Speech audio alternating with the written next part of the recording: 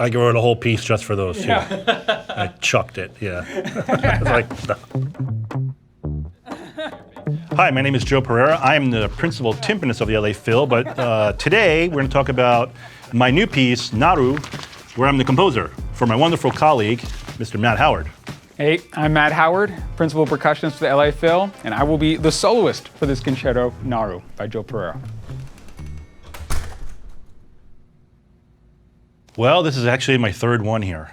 And this one came about by thinking about what should it be for and who should it be for.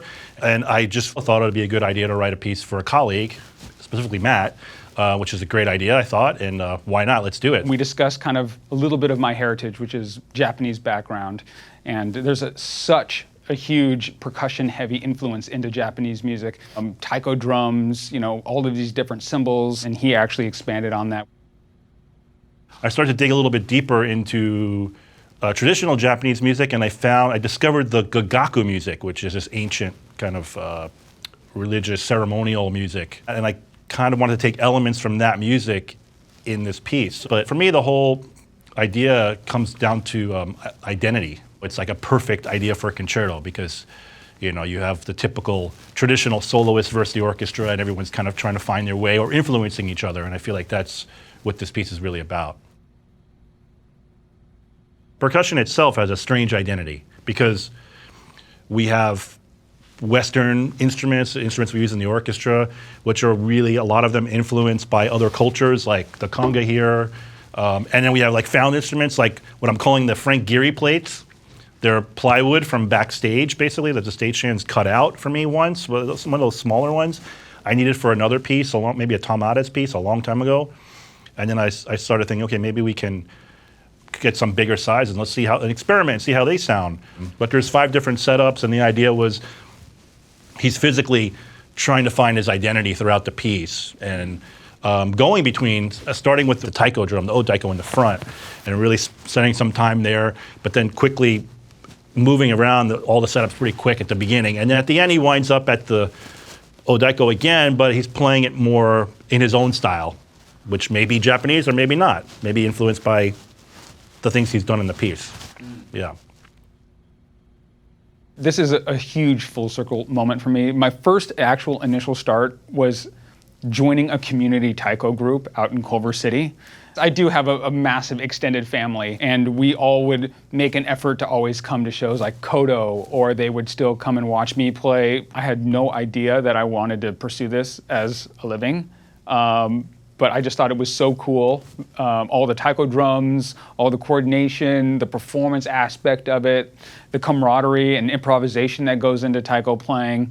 Joe was actually one of the first people I studied with in my start as a musician. Have you told your mom about this? Oh, yes.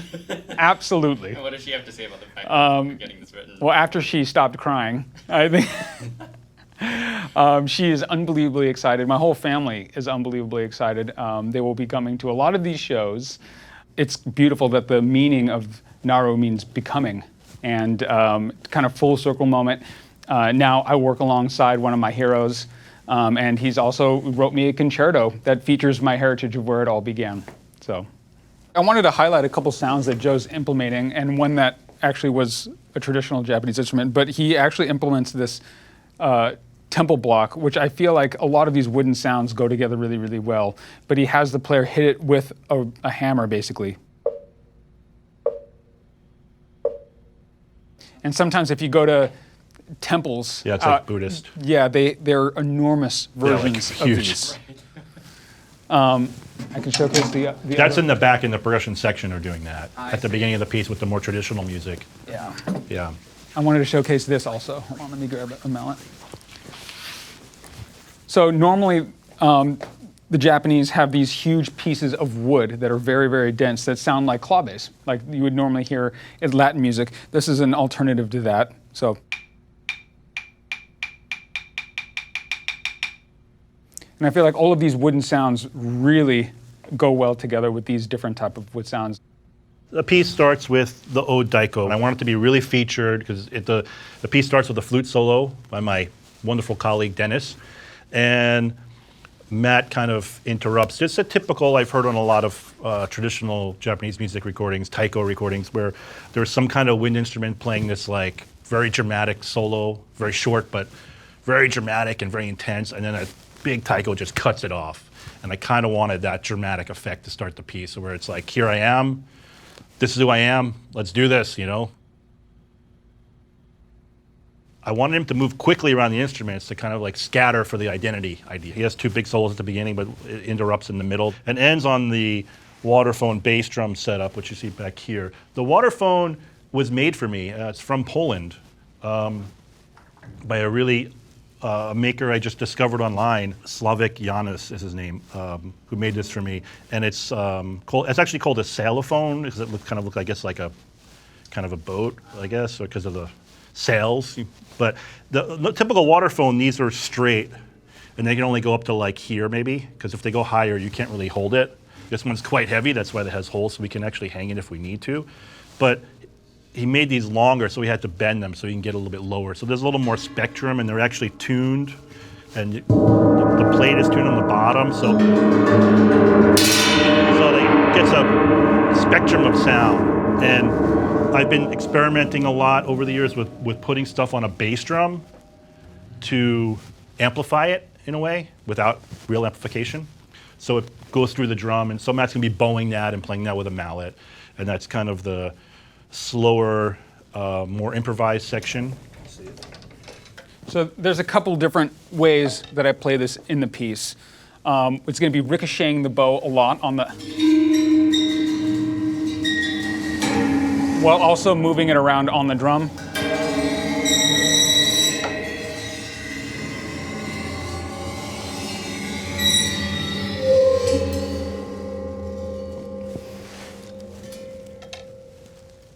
And also, he has me playing this a bunch to accumulate, as he showed you, a lot of different sounds on this, while also going back and forth between the Waterphone and the drum itself.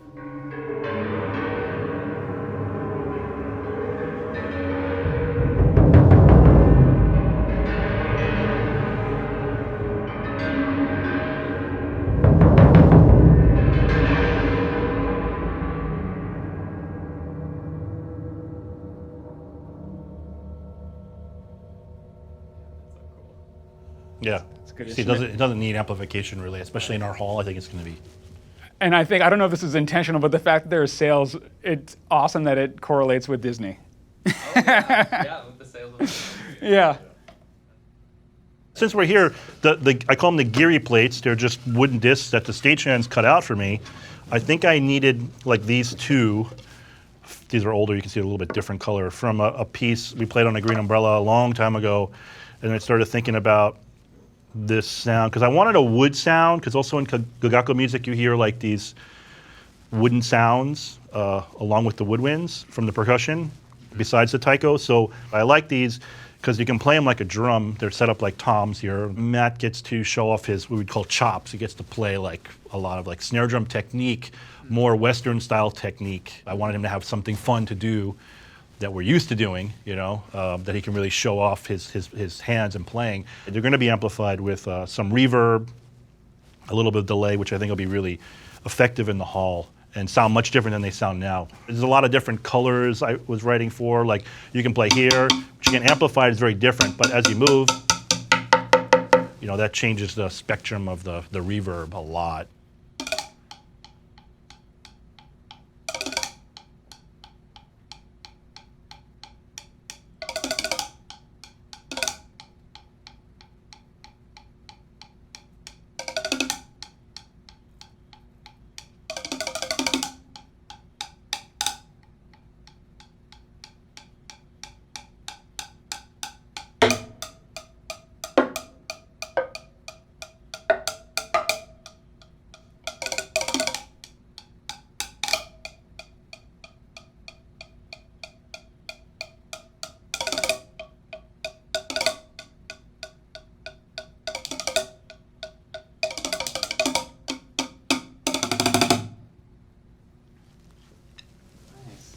It's going to sound... Yeah, it's going to sound way like, Yeah. you have to come to the concert. It's not doing it justice. start thinking about myself, like my life growing up, completely different than now. Like I was gonna play sports, you know, like no idea about music. I didn't think I was gonna be doing this. Then my career in New York Phil was like totally different than it is now. And a lot of it's also you're kind of defined also by other people in many ways, whether you want to or not.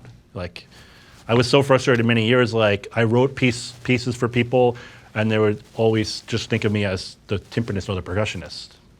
And that kind of bugged me a little bit, you know? So you're defined by people more than you think. So in that way, identity is kind of fluid. So I wanted that idea of like, time is fluid, percussion, of course, is very fluid, but pitch is fluid in this piece with the gagaku concept of like not really being in tune a lot, you know? So that's where it all came from.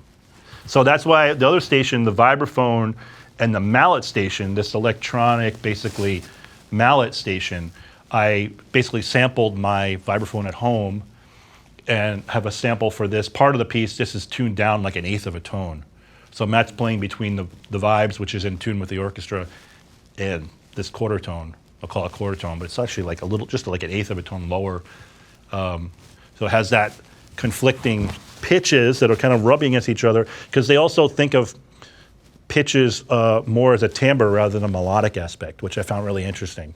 To think of pitch as a timbre, a color, not really a specific pitch. Matt, what is it like for you basically playing two vibes in different tuning systems at the same time? Oh, it can be a little disorienting, but it's really cool. I'm a huge fan of utilizing electronics with what we do. So it's great. I'm having a lot of fun. Yeah.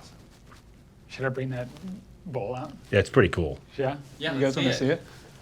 Yeah, I mean, I've been like eyeballing this thing since I've been here 17 years now, and no one ever uses it. I'm like, I'm putting this in the piece. Especially this piece, it's perfect. It is quite perfect. Where do you get something like this? I don't know. It was just here. So I'm like, okay, we have to use this, Yeah. for sure. So kind of like, again, more from the Buddhist temple, you know, the chanting, or here it signals like something's going to happen, so that's what I use it for. Can you show us a bit Yeah. what the tom figures sound like? Volume warning. It's going to be loud. Okay. Oh, do you now?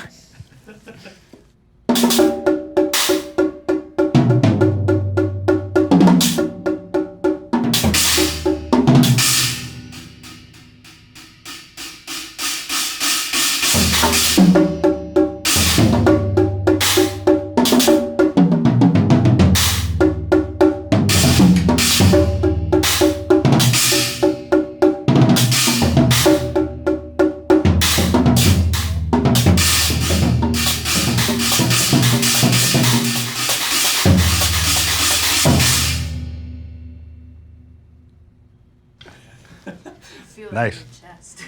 Yeah, these are actually, there's a band that we really like, and the drummer uses these, and I think they're a cool sound for us because they're not so splashy, and they're kind of more rhythmical, which again imitates kind of this idea and the more drier sounds. Matt Gardska, fantastic drummer, absolutely jaw-dropping, but he uses these things called stacks, which are cymbals that are stacked on each other. So there are multiple cymbals on here, as you can see. So we aren't just using one cymbal at a time, and it gives us some different variety of lengths or colors. So you have a really small, short one. You have, as we go down, it gets lower, but also a little bit longer.